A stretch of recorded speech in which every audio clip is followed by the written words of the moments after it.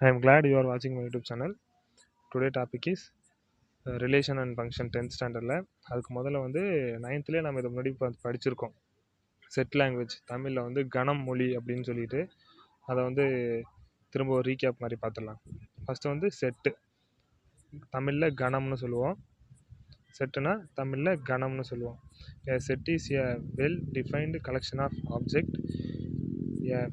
அதாவது ஒரு செட்டுக்குள்ளே என்னென்ன எலிமெண்ட்ஸ், அதாவது ஒரு செட் ஆஃப் பீப்புள் இன்னும் இப்போ வந்து how many members in house அப்படின்னு சொல்கிறத வந்து நம்ம வந்து செட்டுன்னு சொல்லுவோம். அதாவது ஒரு ஆப்ஜெக்டோட எலிமெண்ட்ஸ், ஒரு செட்டுக்குள்ளே எத்தனை எலிமெண்ட்ஸு, அது எத்தனை எலிமெண்ட்ஸ் வேணால் இருக்கலாம், ஆனால் அது ஒரு செட்டுக்குள்ளே டிஃபைன் பண்ணி இருக்கிற மாதிரி இருக்கிறது வந்து செட்டுன்னு சொல்லுவோம். இன்னொரு எக்ஸாம்பிள் பார்த்தோம்னா A equal to set of A B C D, அதை ஒரு செட்டுன்னு சொல்லுவோம். செட்டுக்குள்ளே எலிமெண்ட்ஸ் இருக்கிறது. செகண்ட் வந்து செட் பில்டர் ஃபார்ம் பார்த்துடலாம். தமிழில் கண கட்டமைப்பு முறை அப்படின்னு சொல்லுவோம். Exist X is a vowels in இங்கிலீஷில் ஆல்ஃபபெட். அதாவது செட் பில்டர் ஃபார்முங்கிறத வந்து டைரெக்டாக கொடுக்க மாட்டாங்க, ஒரு ஹிண்ட்டு வச்சு அதுக்கு வச்சு ஹிண்ட்டை வச்சு நாம் வந்து செட்டை உருவாக்குற மாதிரி இருக்கும். அதாவது ஏஇஐஓயு அதை தான் வந்து நம்ம இங்கிலீஷ் ஆல்ஃபபெட்டில் வவல்ஸ்ன்னு சொல்லுவோமா, அதை ஒரு செட்டுன்னு சொல்லிடுறாங்க. அதை வந்து டைரெக்டாக கொடுக்காம ஹிண்ட் வச்சு கொடுக்குறாங்க. இப்போ வந்து இன்னொரு எக்ஸாம்பிள் பார்த்தோம்னா புரியும். இது பார்த்தீங்கன்னா B equal to x is to 3 less than x, x less than 8 belongs to natural number. என்னன்னா நேச்சுரல் நம்பர்.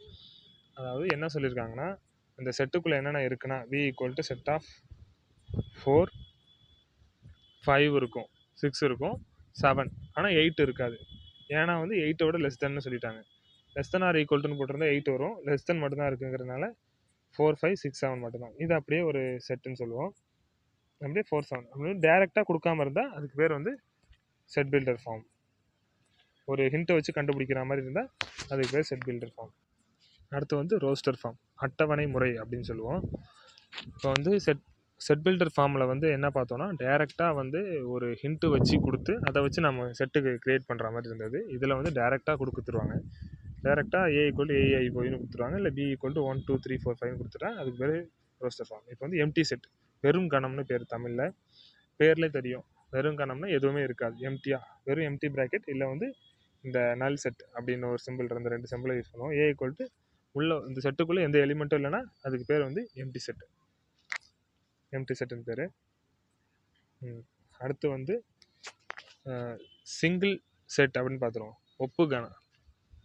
ஒரும்பு கணம் அப்படின்னு சொல்லுவோம். அதாவது எந்த ஒரு செட்டுக்குள்ளே ஒரே ஒரு எலிமெண்ட் மட்டும்தான் இருக்கும். இப்போ பார்த்தீங்கன்னா X is 3 less than X less than 5னா 4 மட்டும்தான். ஒரு செட்டுக்குள்ளே ஒரே ஒரு எலிமெண்ட் மட்டும் இருந்தால் அது பேர் வந்து சிங்கிள் செட், அதாவது ஒருபு கணம் அப்படின்னு பேர் தமிழில். அடுத்து பார்த்து ஃபைனட் செட், முடிவுறு கணம். அதாவது ஒன்றுமே இல்லை, ஒரு செட்டு நம்ம எண்ணக்கூடிய அளவு இருந்தால், நம்ம வந்து கவுண்ட் பண்ணுற மாதிரி இருந்தால் அதை வந்து ஒருபு கணம்னு சொல்லுவோம், ஃபைனட் செட்டுன்னு சொல்லுவோம்.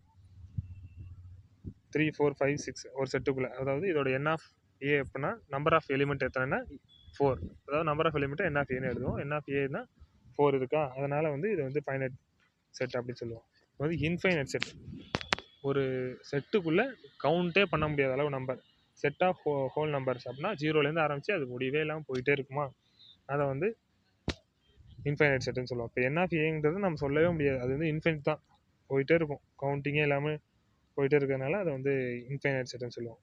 இப்போ வந்து 9th வந்து ஒரு சின்ன ரீகேப் மட்டும் பார்த்தோம். அடுத்து 10th உள்ள எக்ஸசைஸ் சம்ஸ்லாம் பார்க்க ஆரம்பிக்கலாம். தேங்க்யூ. மறக்காம சர்ப்ரைஸ் பண்ணுங்க. தேங்க்யூ.